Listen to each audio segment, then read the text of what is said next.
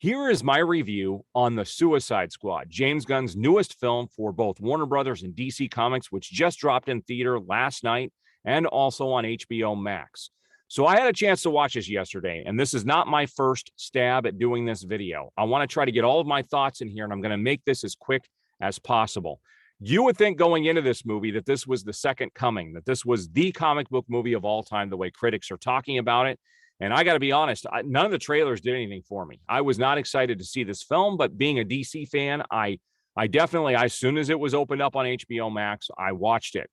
And I've been gathering my thoughts, thinking about it. I'm going to talk about what worked with this film and what didn't. I do want people to know this is a direct follow-up to the 2016 Suicide Squad movie. You've got Viola Davis back as Amanda Waller. You have Margot Robbie back as Harley Quinn. You've got Courtney back as Boomerang, and you've got the guy who plays Rick Flag. He's back as well. So this is a direct follow-up, and some of those people have some dialogue that lets you know that, yes, the other movie happened, but they don't refer directly to it. And the opening 10 minutes of this film is absolutely amazing. It is incredible, 10 to 15 minutes. Until they do the splash screen saying, you know, Warner Brothers, this, that, and that. Everything at the beginning is incredible. And I was like excited. After the beginning, I was like, this is going to be an incredible film. And then from there, it just kind of goes, and then just kind of goes straight through. An hour and 10 minutes in, I was watching my clock going, oh my gosh, we have a whole hour left. And I was like, it's just not that interesting. And here's what really worked was the characters. There are some breakout characters. Amanda Waller, amazing this go around. In fact, she has a team, and what they sometimes the actual X-Force team at headquarters was more entertaining than the actual people in the film, which is crazy. That whole storyline was much better and put together in a better fashion than the actual movie story itself. The other characters are great, though, but you had Amanda Waller, who was awesome. Margot Robbie was amazing this go-around as Harley Quinn. She has a scene in the middle that was really good. And then you've got the girl who plays Ratcatcher 2, which is the daughter of the original Ratcatcher, and she does an amazing job as well. And John Cena was really good in his role as well as Peacemaker. I had really no expectations going into this, but I was excited to watch it. And I walked away just feeling like it could have been so much better.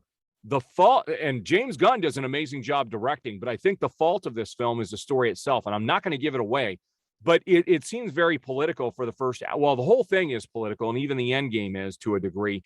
But it's about a government, and this is very basic. It's about a government that changes regimes, and they have technology. They've been developing a weapon for the past 40 years that now this country is no longer friendly to America, and they're afraid they're going to use that technology on America and possibly the rest of the world.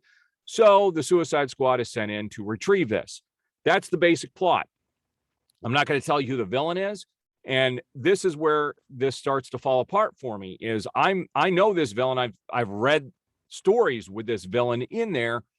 And with knowing what this villain is and what this villain is capable of doing, I expected a lot more. It could have been done in a much more interesting fashion. Not to say that I hate this movie. I don't. It's just mediocre at best. It's just not all that engaging. It's like they created the characters and they built the story around the characters instead of inserting these characters into this story. Because if you strip away the characters and you just look at what the story is and a straightforward view of it, it's very basic. And it's not all that interesting. And so I was wondering where they were going with the movie an hour and 10 minutes in. You do need to stay for the credits. There are two once the credits start, there's one scene that starts immediately. And then at the very end of the credits, there is another scene that is very important, showing how one of these characters is going to get back actually a series of their own on HBO Max. So you do need to stay for those after credit scenes. There were also like half a dozen anti-American comments made throughout the film, which just, I don't know what it is with Hollywood and this kind of stuff. They just need to knock this kind of stuff off. It wasn't horrible, but it was mentioned about a half a dozen times. So there's my recap on the Suicide Squad. At the end of the day, I can only give it 3.5 stars. I almost went with 3. It's my least favorite film is Birds of Prey, and I put this right after that. I like the original Suicide Squad better, and I really hope the studio releases David Ayer's version, because that, even the theatrical version to me, was a lot more entertaining and just more fun to watch than this film was. So I'm hoping that movie actually gets released. Who knows, though? We don't know what the studio is going to do, but a lot more people are calling for it. All right, so there's my review on The Suicide Squad, James Gunn's The Suicide Squad, which did get released just last night in theaters and on HBO Max. If you've seen the film, let me know what you guys thought, and we'll see you guys on the next review.